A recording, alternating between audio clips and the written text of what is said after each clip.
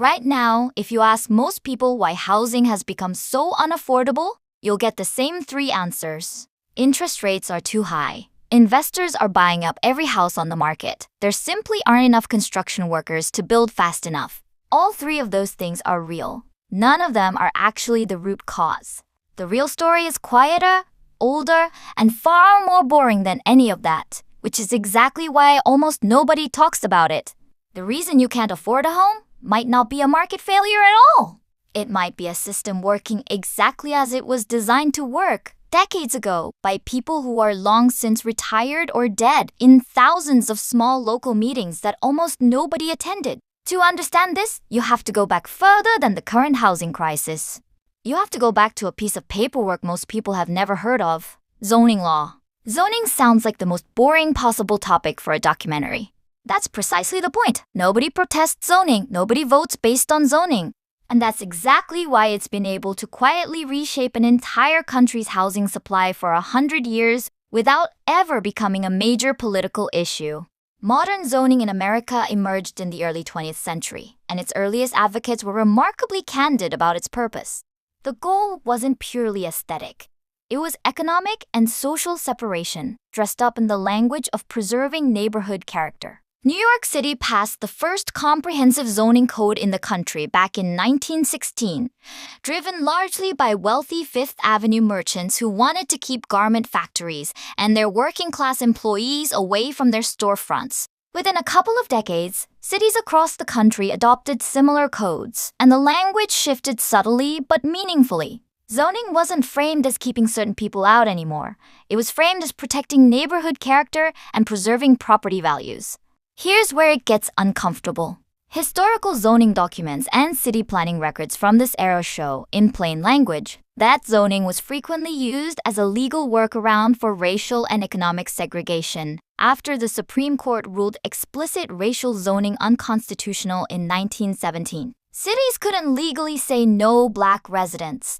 They could say no apartment buildings, minimum lot size of half an acre. The effect was functionally the same, keeping lower-income households and minority families out of certain neighborhoods, just without saying so directly. One particularly telling example comes from a set of planning manuals distributed to local zoning boards across the country in the 1920s and 1930s, some of them drafted with input from real estate industry associations at the time. These manuals explicitly recommended land use categories designed to separate housing types by projected income level, using language about protecting desirable residential areas from undesirable encroachment. Multi-family housing in this framework was frequently grouped in planning documents alongside industrial uses and pollution sources, not because apartments produced pollution, but because they were understood to house lower-income and often minority residents. Over the following decades, this pattern spread and calcified into the default zoning framework for the overwhelming majority of American residential land. Today, in most major American cities, somewhere between 70 and 80% of all land zoned for housing legally permits only one thing: a single detached house on its own separate lot. Think about what that actually means in practice. If you own a large empty lot in a typical American suburb today, and you wanted to build a small apartment building or even just a duplex to house more people on that same piece of land, in most places, that would simply be illegal. Not expensive, not difficult to finance, illegal, regardless of how much money you had or how much demand existed. This is where the actual mechanism of scarcity lives, and it's more layered than a single no apartments rule. Minimum lot size requirements often mandate that a single house sit on a huge amount of land, sometimes a full acre or more, which mathematically limits how many homes can ever exist on a given piece of ground, no matter how badly a city needs more housing. Parking minimums require a fixed number of parking spaces per unit, regardless of whether residents actually own cars, which eats up land that could otherwise hold housing. Height restrictions cap buildings at 2 or 3 stories in areas that could easily and safely support 6 or 8. Setback requirements force buildings to sit a certain distance from the street and from each other, further limiting how much housing physically fits on a lot. There's a particularly striking real-world illustration of how these rules compound. Urban planning researchers have modeled what a typical single-family zone lot in a major American city could actually hold if all these restrictions were lifted simultaneously versus what current law allows. In many cases, the exact same piece of land with the exact same utility connections, the exact same street access, and the exact same physical footprint could legally house somewhere between 4 and 8 times as many people under a slightly denser zoning code without changing the building's height enough to be visually disruptive to the surrounding street.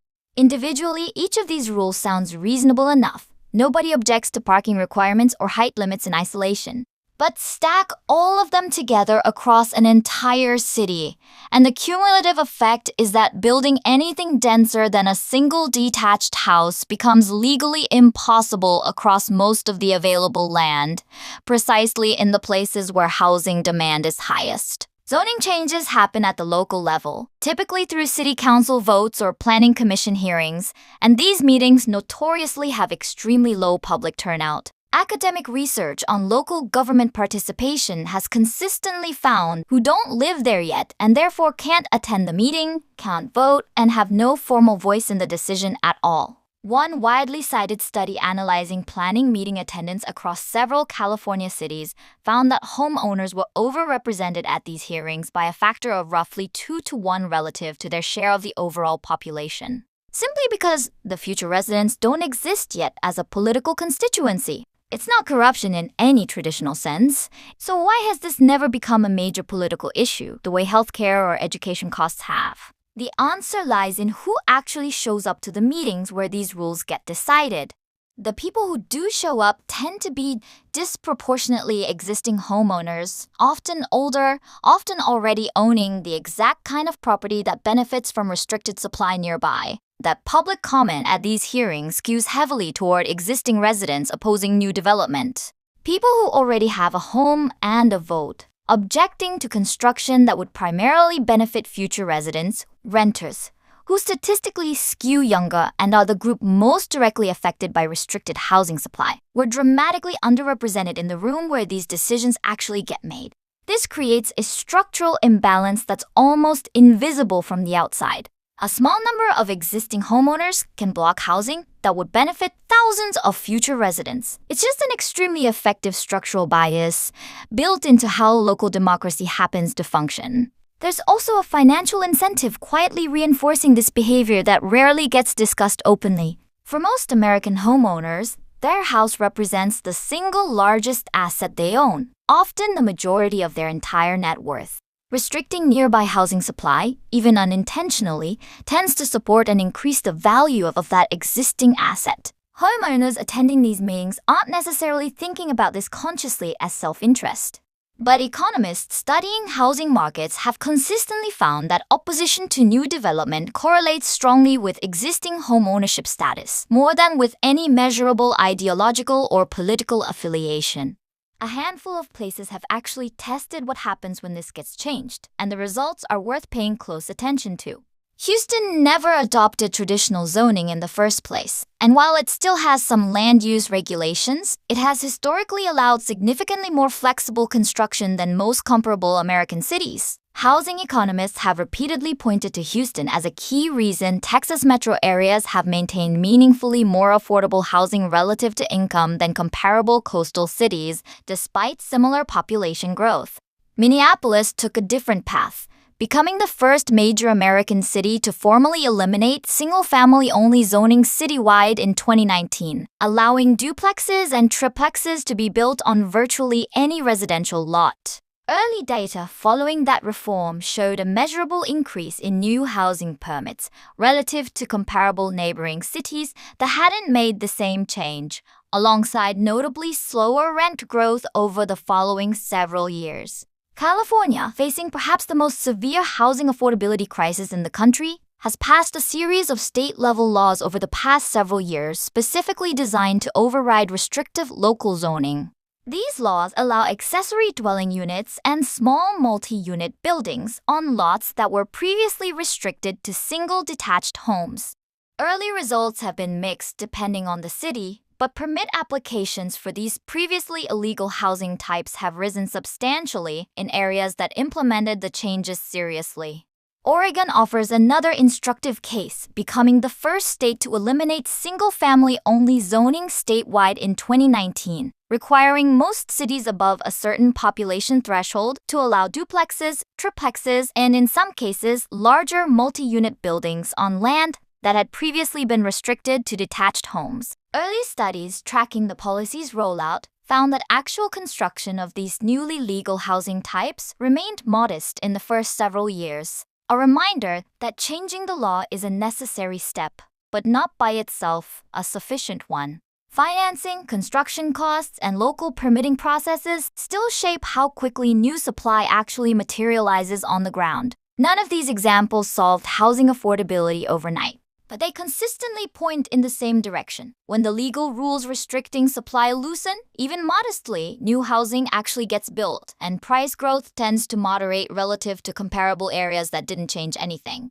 So what happens if this pattern simply continues, unaddressed, the way it largely has for the past several decades? The generational wealth gap widens further. Home ownership has historically been the primary vehicle through which middle-class American families built long-term wealth, and each successive generation now needs a larger multiple of their income to access that same vehicle. Data from Harvard's Joint Center for Housing Studies shows the ratio of median home price to median household income has climbed substantially over the past several decades, concentrated overwhelmingly in metro areas with the most restrictive zoning. Population and job growth increasingly concentrate in a small number of already strained metro areas, since those happen to be where economic opportunity exists. Meanwhile, the housing supply in those exact areas remains legally frozen by decades-old zoning rules, pushing prices higher precisely where demand is strongest. There's political response beginning to emerge too. A growing number of state governments across a genuinely mixed range of political leanings have started passing legislation specifically aimed at overriding restrictive local zoning rules, driven less by ideology and more by simple electoral pressure from a growing bloc of younger voters who've been priced out entirely. The second-order effects ripple out further than housing prices alone. Young adults increasingly delay moving out of their parents' homes, or delay marriage and having children, specifically citing housing costs as the primary reason, patterns now showing up consistently in demographic survey data. Workers become less able to relocate toward better job opportunities, since moving to a higher opportunity metro area increasingly means accepting a dramatically higher cost of living, creating genuine inefficiency in how the broader labor market functions. Economists have a specific term for this particular inefficiency, worth understanding on its own. When workers can't move toward higher productivity regions because housing there has become prohibitively expensive, the entire national economy loses out on gains that would otherwise come from labor, naturally flowing toward its most productive use. Several economic studies attempting to estimate this effect have suggested that restrictive zoning in a handful of major American metro areas alone may be suppressing national economic output by a meaningful percentage, simply by keeping workers geographically stuck in lower opportunity regions rather than allowing them to relocate toward higher paying, higher productivity jobs elsewhere. None of this means zoning reform is some simple, obvious political fix waiting to happen. Local opposition remains genuinely intense in most places, and the same structural voting imbalance that created this problem in the first place makes it stubbornly difficult to reverse through normal democratic channels. The question really isn't whether America needs more housing anymore. Every available data point already answers that clearly. The harder question is whether the thousands of small, local, individually unremarkable decisions currently blocking that housing will actually get revisited in time. Decisions made in council chambers most people have never once visited before an entire generation simply ages out of the chance to ever own one.